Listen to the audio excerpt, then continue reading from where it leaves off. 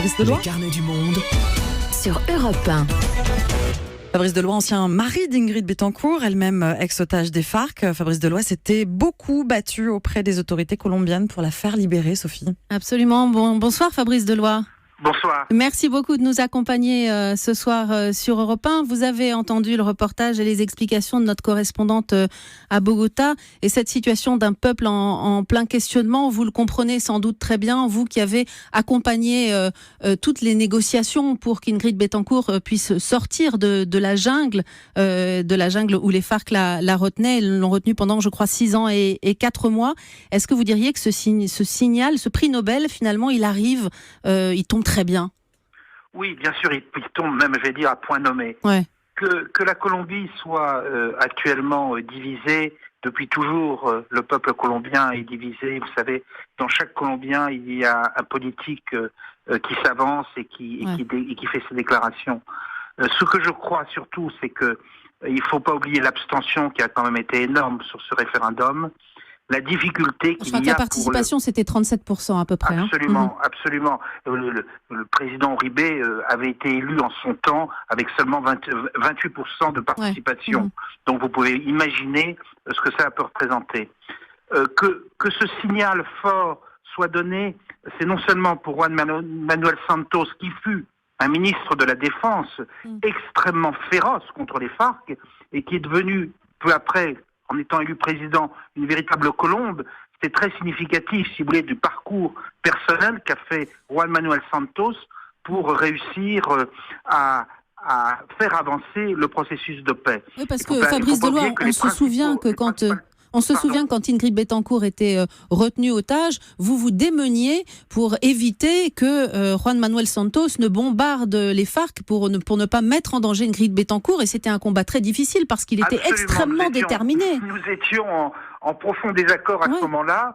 Et il faisait lui son travail, moi je faisais le mien, non seulement pour Ingrid, mais pour l'ensemble des otages colombiens. Et vous vous souvenez qu'ils étaient très nombreux. Mais comment s'est passée cette mue, en fait, de cet homme-là ?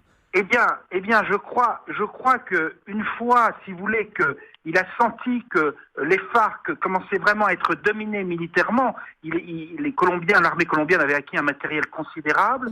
Eh bien, il s'est dit que, comme beaucoup de Colombiens, que la seule chance de la Colombie, c'était quand même de réussir à s'entendre et de faire la paix.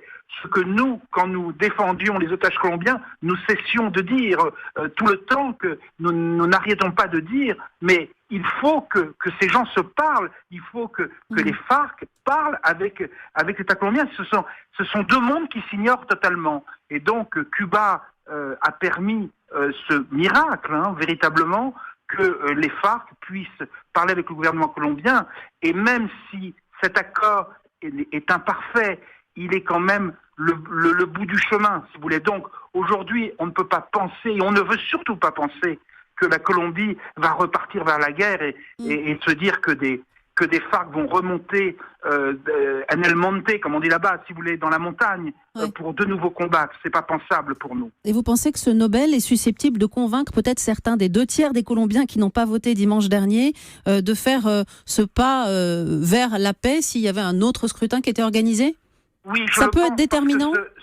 Ce Nobel honore non seulement Santos, mais honore la Colombie. Honore un peuple qui a terriblement souffert depuis 50 ans, et j'en suis témoin, si vous voulez, j'en suis hélas témoin, mais je peux vous assurer que ce peuple a souffert et souffre encore des conséquences de cette terrible guerre insidieuse, en ville, en dehors des villes, partout, si vous voulez. L'exode des populations vers les villes dans lesquelles ils vivent dans des conditions misérables, eh bien c'est toujours présent, si vous voulez, malheureusement en Colombie. Et ce peuple qui souffre mérite réellement une paix et de montrer au monde eh bien que c'est un pays, un beau pays, un pays fier qui peut sortir de ces événements par la belle voie qui est celle de la réconciliation. Vous parlez de ces souffrances. Ce qui est très frappant, c'est que les victimes sont très investies dans le processus de paix. Paradoxalement, elles se sont beaucoup investies. Elles ont rencontré des FARC et celles-là, beaucoup ont voté pour le oui. Absolument, et à commencer par Ingrid, si vous voulez, que j'ai vu toutes ces dernières années rencontrer non seulement le pouvoir politique, mais rencontrer des FARC, rencontrer ces anciens geôliers qu'elle avait, etc. Et son souci et son désir d'ouvrir les bras, de trouver le chemin du pardon, et c'est pas une opération facile, hein. Je veux dire, c'est compliqué, et elle l'a fait, et je l'en félicite et je l'admire pour ça, bien entendu.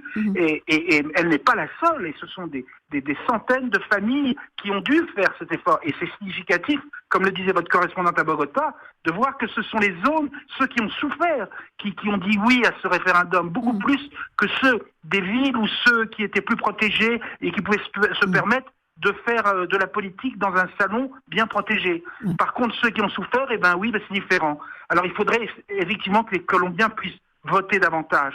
Ça, c'est le grand malheur de l'Amérique latine, c'est le peu de participation qu'il y a au vote, en général. Comme l'a dit le comité Nobel, il va maintenant falloir trouver l'équilibre entre la nécessité d'une réconciliation et la justice pour les victimes.